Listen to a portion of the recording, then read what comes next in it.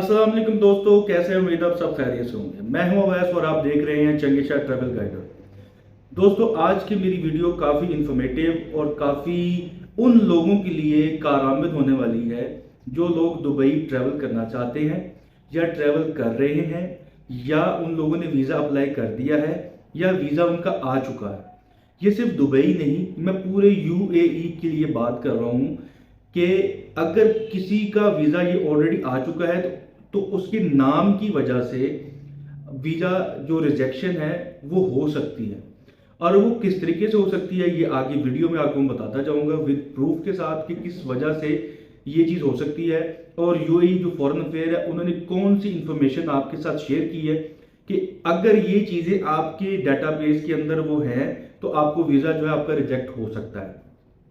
Video पे जाने से पहले मैं अपने सब दोस्तों से रिक्वेस्ट करूंगा, काइंडली मेरे चैनल को सब्सक्राइब कर लें, बेल आइकन लाजमी दबाएं और अपने दोस्तों के साथ मेरी वीडियो लाजमी शेयर कीजिए ताकि टाइमली इंफॉर्मेशन तक पहुंच सके। और जो इन्फॉर्मेशन मैं दे रहा होता हूँ बर वक्त अगर ये चीज़ पहले पता चल जाए तो ट्रैवलिंग के दौरान आप बहुत सी ऐसी चीज़ों से बच सकते हैं जो कि पैसे ज़ाया का भी बायस बन सकती हैं, या ट्रैवल के दौरान किसी न किसी मसले का शिकार आप ना हो पाएँ।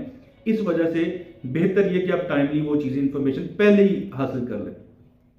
तो वीडियो स्टार्ट करते हैं। वीडियो में आपको बताना ये था कि फॉरेन अफेयर जो यूएई का है उन्होंने एक नोटिफिकेशन जारी किया है कि कुछ लोगों के नाम की वजह से उनका डाटाबेस उसको एक्सेप्ट नहीं कर रहा, और जिसके नाम की वजह से अगर डाटाबेस एक्सेप्ट नहीं कर रहा, अगर उनके वीज़ा निकला भी हुआ है तो वो रिजेक्ट हो जाएगा। अगर आप दुबई एयरपोर्ट पे या किसी भी एयरपोर्ट पे आप उतरेंगे तो अगर वो आपके नेम की वजह से डाटाबेस उसको एक्सेप्ट नहीं करता तो आपका वीज़ा रिजेक्ट हो जाएगा और आपको एंट्री नहीं मिलेगी। उसका तरीकाकार क्या है, सिनेरियो क्या है, ये मैं आपसे डिस्कस कर लेता हूँ। पहला सिनेरियो ये है, ये फॉरेन अफेयर ने इस सिनेरियो को के बारे में इंफॉर्मेशन दी है कि किन वजहों से आपका जो वीज़ा है वो रिजेक्ट हो सकता है। पहला सिनेरियो ये है, अगर आपका फर्स्ट नेम अवेलेबल नहीं है, सिर्फ सर नेम अवेलेबल है। दूसरा सिनेरियो ये है कि आपका सर नेम अवेलेबल नहीं है, फर्स्ट नेम अवेलेबल है। और तीसरा ये है कि आपका सर नेम बिल्कुल खाली है। पहला तरीका ये है कि अगर आपका फर्स्ट नेम अवेलेबल नहीं है तो सिर्फ सर नेम आपके पासपोर्ट पे अवेलेबल है, तो आपने जब डॉक्यूमेंट अप्लाई करना है, जब आपने अपना फॉर्म फिल करना है तो उसमें आपने फर्स्ट इंफॉर्मेशन अगर तो खाली है तो वहां पे फर्स्ट नेम खाली है तो आपने वहां पे लिखना है FNU। FNU का मतलब ये है फर्स्ट नेम अनअवेलेबल। अगर इसी तरह आपका लास्ट नेम खाली है, जिसको हम सरनेम भी कहते हैं, वो खाली है, तो फिर आपने लिखना है LNU, लास्ट नेम अनअवेलेबल। अगर आप ये लिखेंगे तो आपका वीजा रिजेक्ट नहीं होगा। उससे ये होगा कि डाटाबेस में आपकी एंट्री जो है वो सिस्टम उठा लेगा।